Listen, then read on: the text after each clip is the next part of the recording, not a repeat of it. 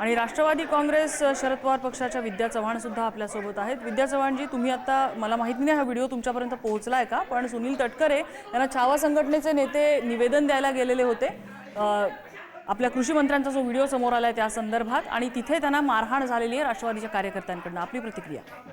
नाही, अतिशय वाईट वाटतंय मला की अजितदादांच्या पक्षाचा मंत्री अशा प्रकारे सभागृहामध्ये चर्चेमध्ये भाग घ्यायचा, चर्चेमध्ये मंत्री आमदार लोक काय बोलतायत, काय नाही, काय प्रश्न आहे त्यांच्याकडे समजून घ्यायचं, लक्ष रमी खेळतोय आणि स्वतः मात्र चूक करून सुद्धा म्हणजे 3-3, 4-4 वेळा चुका झाल्या त्यांच्याकडनं। हे अजितदादांच्या मंत्री म्हणजे अजितदादाचं नाव बदनाम करणारे आहेत ते लोक। हे काय चाललंय? आणि तिथे आता मी बघते तटकरे साहेब हात जोडून ऐकून घेत आहेत, ते संजय बनसोडे आहेत ते पण ऐकून घेत आहेत, त्यांचे सिक्युरिटीचे लोक सगळं बसले आणि हे कार्यकर्ते येऊन मागे बाहेर हाणामाऱ्या करताय। हे शोभणार आहे का? अरे तुम्ही त्यांचं असं म्हणणं आहे की शिवीगाळ करायला लागले ते कार्यकर्ते, त्यामुळे आमच्या कार्यकर्त्यांच्या भावना दुखावल्या, निवेदन शांतपणे घेतलं गेलं। हल्ली जो तो उठतो आणि खुर्च्या फेकून मारतो, मोडतोड करतो, हे काय प्रकार काय ते? त्या कोकाटेला काढा ना तिथनं। काय करतो तो कोकाटे शेतकऱ्यांसाठी? 2 वर्षाची कोर्टाने शिक्षा सुनावली तरी तिथेच बसलेत आपले, सूट बूट घालून येतात। तिथे शेतकऱ्याचे काय हाल आहेत, रोजच्या आत्महत्या होत आहेत शेतकऱ्याला, त्याचं बी बियाणं मिळत नाही, खतं मिळत नाही, शेतीसाठी काही सामान मिळत नाही, कर्जमाफी होत नाही। अशा याच्यात शेतकरी चिंतेत असताना एखादा संवेदनशील माणूस मंत्रिपदावर दिला पाहिजे।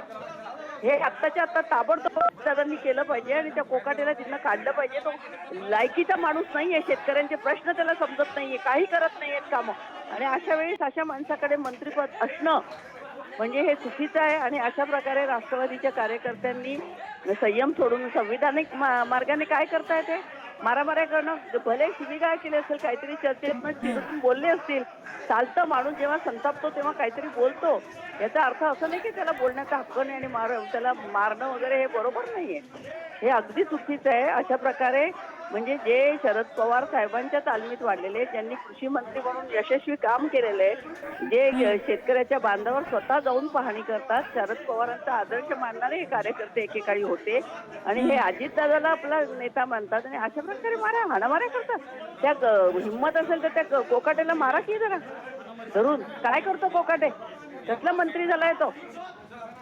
तुम्ही सोबत राहा, अगदी तुम्ही सोबत राहा। रुपाली ठोंबरे आहेत, अजित पवारांच्या राष्ट्रवादीच्या नेत्या आपल्यासोबत। रुपालीताई, हा सगळा काय प्रकार आहे? म्हणजे एकीकडे कृषी मंत्र्यांचा रमीचा व्हिडिओ येतो आणि त्या विरोधात निवेदन द्यायला गेलेल्या कार्यकर्त्यांनाच तुमचे कार्यकर्ते मारतायत। नाही, एक लक्षात घ्या, कृषी मंत्र्यांचा जो व्हिडिओ सगळ्यांच्या समोर आलेला आहे त्याच्यावर निश्चितच अजितदादा आमच्या कृषी मंत्र्यांशी त्यांना समज देतील। आता छावा संघटनेची जी आहे ते निवेदन द्यायला आले, निवेदन देत असताना शिवीगाळ करणे किंवा जो काय आक्रमकपणा नाही तो आगळसाळेपणा आहे, अशा पद्धतीने कोण निवेदन देतं की अश्लील बोलून?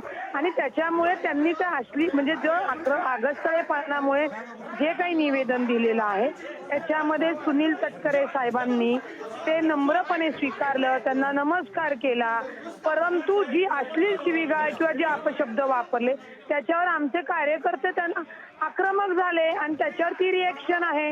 म्हणजे जर कोणी मंत्री चुकले किंवा लोकप्रतिनिधी चुकलेत म्हणून कुणी उठणार आणि वाटेल त्या भाषेत आवाजच्या भाषेमध्ये निवेदन देणार का? असे प्रश्न सोडवतात का लोकशाहीच्या याच्यामध्ये? पण लोकशाहीच्या, रुपालीताई, लोकशाहीच्या पटलामध्ये हे अपशब्द वापरणाऱ्यांची तुम्ही पोलिसात तक्रार करू शकला असतात। एवढं जर लोकशाही आणि संविधानाबद्दल बोलायचं झालं तर हात उचलून कायदा हातात घ्यायची काय गरज आहे? नाही, त्यांच्यावर जर कार्यवाही जी करायची आहे ती होणार आहे। आमच्या कार्यकर्त्यांच्या भावना सुद्धा या आमच्या नेत्याला या पद्धतीने जर अश्लील शिवीगाळ आणि बोलणार असेल तर आमचाही आक्रमकपणा आम्ही त्यांना जसाच तसा दिला, आमच्यावरही उद्या गुन्हा दाखल। पण आम्ही का या गोष्टी का सहन करायच्या यांच्या? तुम्ही निवेदन द्यायला येताय का? आम्हाला जाब द्यायला? कृषी मंत्र्यांच्या व्हिडिओमुळे किती लोकांच्या भावना दुखावल्या असतील, त्याचं काय? कोणाच्या? कृषी मंत्र्यांचा जो व्हिडिओ समोर आलाय त्याने किती लोकांचा, खरं तर ज्यांचा राजकारणाशी संबंध नाही अशा शेतकऱ्यांच्या भावना दुखावल्या असतील, त्याचं काय? कृषी मंत्र्यांचा जो व्हिडिओ आलेला आहे सकाळपासून जो फिरतोय त्याच्यामध्ये आमचे वरिष्ठ नेते म्हणजे माननीय अजितदादा, माननीय प्रांत अध्यक्ष निश्चित त्या कृषी मंत्र्यांना समज देतील, कारण का ते एक लोकप्रतिनिधी आहे।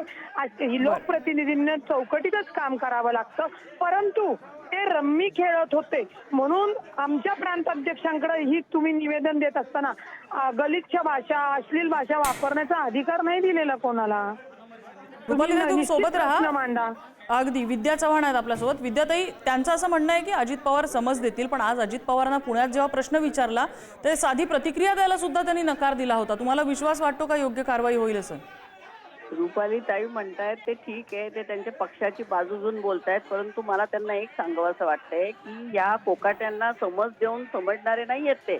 नाही तर आतापर्यंत एवढ्यादा समज दिली अजितदादांना, ते समजले असते. आता त्यांच्यावरती इलाज करायला पाहिजे. अशा माणसाला मंत्रीपद देऊन उपयोग नाही. जो शेतकऱ्यांच्या बाबतीत वाटेल ते बडबडतो, सभागृहामध्ये कोण आमदार काय बोलतोय तिथे लक्ष. मंत्री कशासाठी होता तुम्ही? तुम्हाला जर तुमच्या जबाबदाऱ्या माहिती नाही, तुम्हाला लोकांसाठी काम करायचं नाही. महाराष्ट्रामध्ये शेतकरी इतका अडचणीत आहे आणि इतक्या आत्महत्या होत आहेत आणि तुम्ही सगळेजण, मला तेच वारंवार सांगावं असं वाटतंय, राष्ट्रवादीचेच कार्यकर्ते आहेत ना सगळे. शरद पवारांना, अजितदादांना मानणारे कार्यकर्ते आहेत. यांनी थोडी तरी हे ठेवली पाहिजे.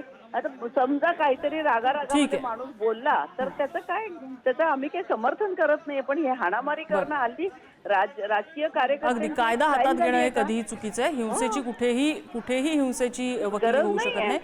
अगदी. विद्याताई आणि रुपालीताई दोघांचेही आभार. आपण पुढारी न्यूजला प्रतिक्रिया दिली त्याबद्दल.